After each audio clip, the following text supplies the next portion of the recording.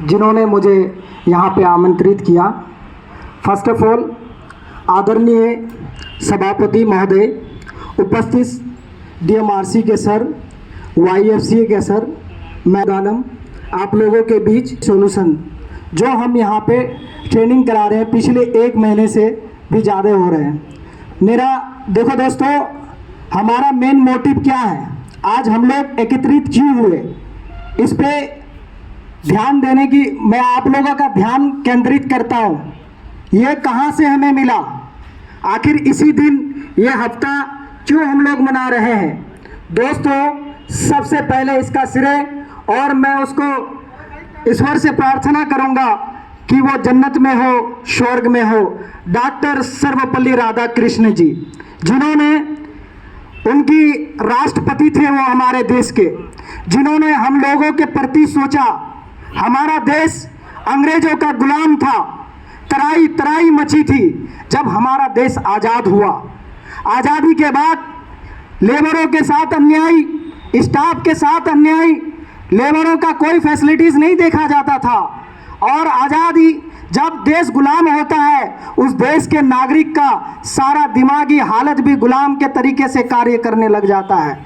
जैसे ही हमें 1947 को आज़ादी मिली, आज़ादी के बाद जब हम फिर अपने देश को आगे बढ़ाने की ओर जब बढ़ने लगे, कदम से कदम मिलाने लगे, तो हमारा फैक्ट्री कल कारखाने में मजदूर साथी जल के मर जाते थे। कोई पीपीज नहीं मिलता था, कोई वेज नहीं मिलता था, कोई लेबर फैसिलिटीज नहीं था, कोई देखने वाला नहीं था।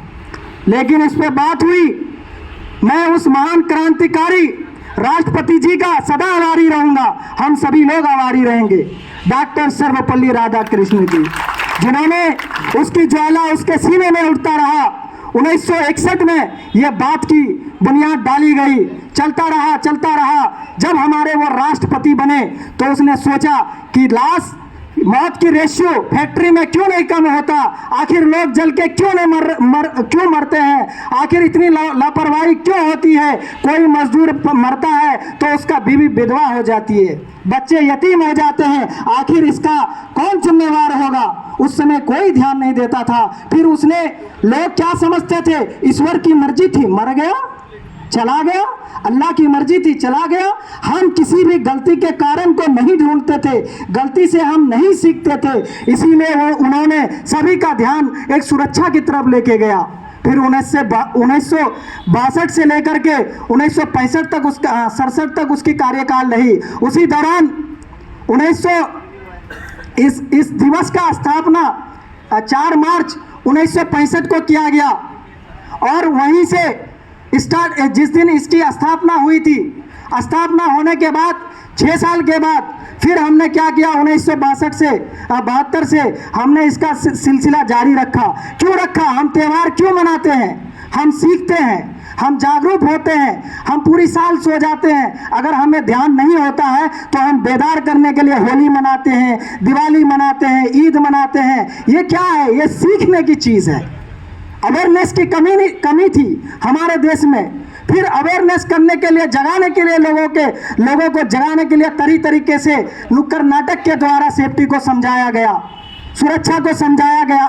किसकी सुरक्षा, सेहत की सुरक्षा, जान की सुरक्षा, पर्यावरण की सुरक्षा। जब हम कभी भी हम बात करते हैं तो एक सिक्के के 2 पहलू हैं दोस्तों। हेल्थ और एनवायरनमेंट की हमेशा हम बात करते हैं, और तीसरा शब्द आता है सेफ्टी। सेफ्टी किसकी सेफ्टी, अपनी सेफ्टी, पर्यावरण की सेफ्टी। दोस्तों, ये दोनों संबंध ऐसा है, अगर आप पर्यावरण को छेड़ोगे तो अपने आप को नहीं बचा सकते, क्योंकि इसी पर्यावरण के अंदर हम सभी लोग आते हैं। दोस्तों, हम सभी लोग आते हैं, और हेल्थ जो हम सबकी जरूरी है। अगर हेल्थ नहीं, कहावत है जान नहीं तो जहान नहीं। दोस्तों, मैं देख पा रहा हूँ कि यहाँ पे खामोशी का मंजर छाया हुआ है, ऐसा नहीं होना चाहिए। हम हंस के बात करेंगे। किसी शायर ने क्या खूब कहा, खामोश क्यों हो, क्या ये कब्रिस्तान है, खामोश क्यों हो, क्या ये कब्रिस्तान है, जरा जम के ताली लगाओ, अपना हिंदुस्तान है। दोस्तों, मैं आप सबों का ध्यान सुरक्षा और स्वास्थ्य के ऊपर इसलिए जोर डालना चाहता हूं। अगर आप सुरक्षित नहीं है दोस्तों, काम हम 70 साल से करेंगे, जब तक जीवन रहेगी हम करते रहेंगे। अगर सुरक्षा में लापरवाही किया तो अपने आप को आप खो चुके दोस्तों, आप मर चुके हो उसी दिन। अगर सुरक्षा नहीं की करे होते अभी तक हम लोग, तो शायद कि हम लोग यहाँ पे उपस्थित नहीं होते, हम इस दुनिया को छोड़ के चले जाते दोस्तों। इस दुनिया में बनाए रखने के लिए अपने आप को भी ज़रूरी है उतना जितना कि एनवायरनमेंट को भी बचाना ज़रूरी है दोस्तों। हम सबको ये इस दिन से हमें सीखना चाहिए कि ये हफ्ता ही नहीं पूरा साल इसका पालन करें। और इंसान तब तक नहीं मरेगा, ईश्वर अल्लाह ने बोल दिया, जब तक कि तुम्हारा कोई मौत का कारण ना बने। चाहे तुम्हारा अगर इन्वायरमेंट को छेड़ोगे, प्रदूषण फैलाओगे तो क्या होगा, एनजीटी लग जाएगा, हम सबकी काम बंद हो जाएगी, तरह तरह की बीमारियां होंगी, हमारा शरीर जो हम स्वस्थ समझते हैं हम स्वस्थ नहीं रहेंगे दोस्तों। इसीलिए इस दिन से हम लोग सीख लें, हम लोग इसीलिए प्रोग्राम करते हैं जागरूकता लाने के लिए, जो हमारा श्री डॉक्टर सर्वपल्ली राधाकृष्ण जी का सपना था।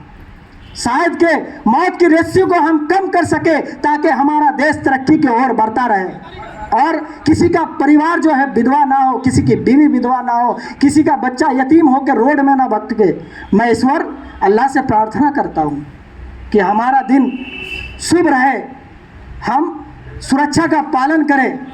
मैं प्रार्थना करता हूँ आपका शरीर स्वस्थ हो, आप अपने घर को स्वस्थ तरीके से लौट जाएं और अगले साल भी अच्छे तरीके से जो वर्कर साथी नए आएंगे वो समझेंगे। अब हम लोग यहाँ कसम में खाए हैं, किसकी कसम, जिसमें हमें और आपको फ़ायदा है उसकी कसम खाए हमने सुरक्षा करने की। क्यों, अपना सुरक्षा और एनवायरनमेंट की सुरक्षा।